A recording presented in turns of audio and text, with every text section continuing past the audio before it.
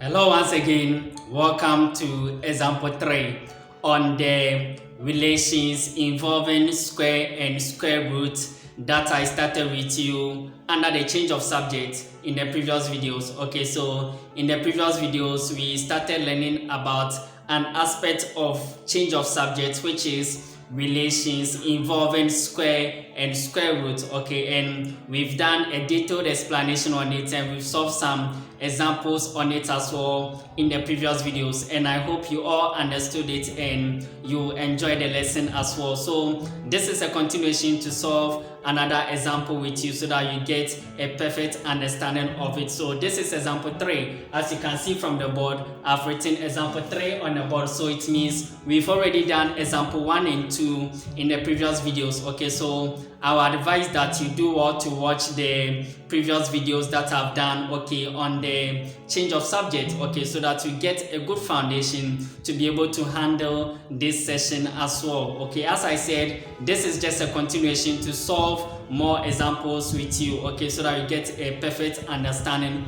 of it. Okay, so do well to watch the previous videos so that you get a good foundation to be able to handle this session as well. And please don't forget to like the videos and also share them after watching. And if you are watching for the first time, please do well to follow the page as well. Let's go ahead and handle the example 3 that I have on the board. So example 3, it says make S the subject from the following relations. Okay, so I have A, m minus square root of s equals to k, and B, I have 1 over 3 pi s squared equals to v. Okay, we have to make S the subject in the given relations. Okay, and I've explained to you that making S the subject simply means that make S stand alone in the given equation. Okay, meaning that everything that is attached to the variable s, we are going to move it away so that the variable s can stand alone in a given equation, and that is you making s the subject. Okay, and we've explained this a lot in the previous videos and we solved many examples on it. Okay, so let's go ahead and handle the A. Okay, so let's start with the A. So I'm going to write down my solution, okay, and let's do it together. Okay, so I'm going to repeat the question given you. So I have my m, okay, minus square root of s equals to k. Okay, we have to make s the subject. Okay, and you can see that the first thing we can do is that look at the question very well. We have m minus square root of s equals to k. Okay, so you see that we have negative square root of s here. Okay, we have to make s stand alone. You see, it will be easy for us to make this negative square root of s cross the equal sign to this side so that it become positive, so that this k will also cross the equal sign to go and join the m. Okay, so that it will become easy for us. Okay, you can choose to maintain the negative square root of s here so that the m will rather cross the equal sign to go and join the k. Okay, which is also correct. Okay, but if you are not really good with your negative and positive signs, you will get confused and you will get it wrong. Okay, so for us to be on the safer side, I would prefer that we move the negative square root of s to this side so that it become positive. Okay, so that working with it becomes simple. Okay, I hope you understand me. Okay, so any way you do it, you get the same answer. Okay, but for you not to get confused, okay, and for the work to be simple for you, I prefer that we move the negative square root of s to this side. Okay, because when it crosses the equal sign, it becomes positive. You should know that the negative sign belongs to the square root of s. Okay, so when it crosses the equal sign, it becomes positive. Then we'll let this k cross and come and join the m here. Okay, so let's do that. Okay, so I'm going to maintain my m, which is here. Okay, then this k will cross the sign to come and join it. It is positive.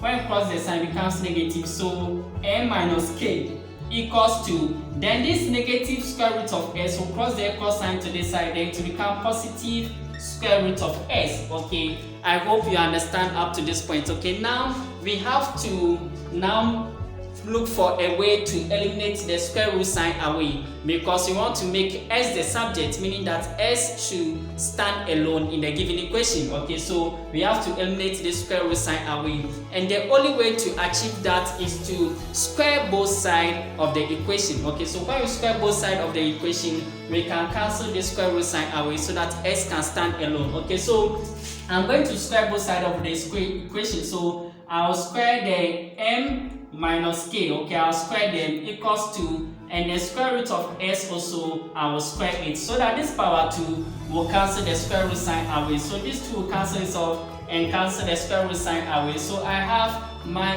m minus k. Let me write my m capital as given in the question. So my m minus k all squared, okay, equals to s. Okay, I hope you agree with me up to this point. Okay, so you can see from the equation here that s is standing alone, nothing is attached to s, so it means we've made s the subject. Okay, that is we making s the subject of the given equation. M minus square root of s equals to k. The answer for making s the subject is s equals to m minus k all squared. S is standing alone, nothing is attached to it, so we've made s the subject. Okay, so you can rewrite it like this. Okay, so s equals your m minus k all squared. Okay, the same thing. So this is our final answer. I hope the explanation was clear enough and you understood it as well. Let's go ahead and handle the b. Okay, so the b, I have 1 over 3 pi s squared equals to v. Okay, we have to make s the subject. Okay, so let me write down my solution. Okay, and let's do it together. Okay, so I have 1 over 3 pi s squared equals to v. Okay, so now anytime you have an equation that contains fraction, okay, the first thing to do is to multiply through the equation by the LCM. You can see that this one, it contains a fraction which is 1 over 3. Okay, so the first thing to do is to multiply through by the LCM. Okay, so that we can clear the denominators. Okay, so that it will be easy for us to solve. Okay, so anytime you have an equation that contains fraction, the first thing to do is to multiply through the equation by the LCM. Okay, so the LCM here is 3. Okay, how you get the LCM is to use the denominator of the fraction. Okay, so the fraction here is 1 over 3, the denominator is 3. Okay, so we are going to multiply through the equation by the LCM, which is 3. Okay, so let's do that. So it's going to be 3 times 1 over 3 pi s squared equals to 3 times v. Okay, I hope you agree with me up to this point. Okay, we just multiply through the equation by the LCM, okay, which is 3, so that this 3 and this 3 can cancel away. So you just need to take your time and repeat what you have left. Don't rush it. Take your time and write what you have left. What I have left here is pi s squared equals to 3 times v gives 3v. Okay, I hope you agree with me up to this point. Okay, now we need to try and take this pi away. Okay, because this pi is multiplying the s squared. We are to make s stand alone. That is the meaning of make s the subject. It means make s stand alone. So everything which is attached to s, we are going to move it away. Okay, so pi is attached to this s squared. So for us to eliminate the pi from here, okay, to get the pi to move away from this s squared that we have here, we need to divide through the equation by pi. Okay, so let's do that. So I divide here by pi and divide here also by pi, so that this pi and this pi can cancel away. Okay, let's repeat what we have left. What I have left is s squared. So we've cancelled this pi and this pi away. What you have left here is s squared equals to 3v all over pi. Okay, I hope you agree with me up to this point. Now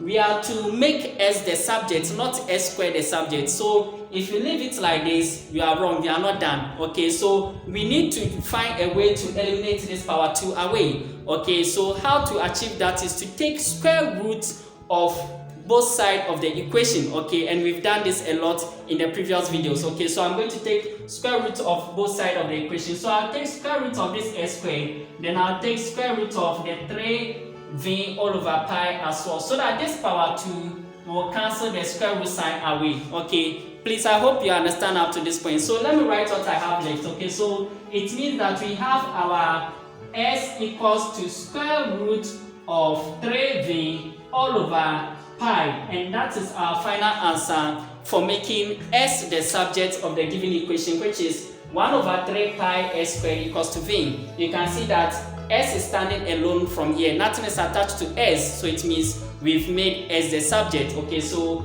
s equals square root of 3v all over pi. Okay, that is the final answer for making s the subject of the given equation. I hope the explanation was clear enough and you understood it as well. Please don't forget to like the video and also share the video as well. And if you are watching for the first time, please do well to follow the page as well. See you again in another video whilst we solve more questions on this. Bye bye.